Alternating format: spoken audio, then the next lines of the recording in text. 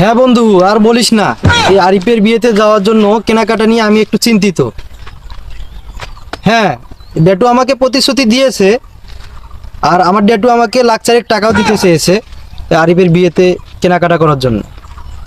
আমি আমার ডেটুর only on পুত্র, সেজন্যই আমাকে লাখ চারেক টাকা দিবে। হেস, পাপ্পু তো আমার মাথায় গরম করে দিল।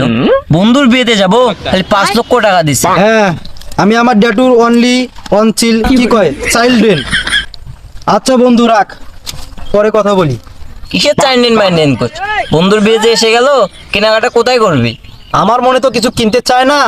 আমি ডেটুকে নিষেধ করেছি যে ডেটু আমার কিছু কিনতে হবে না।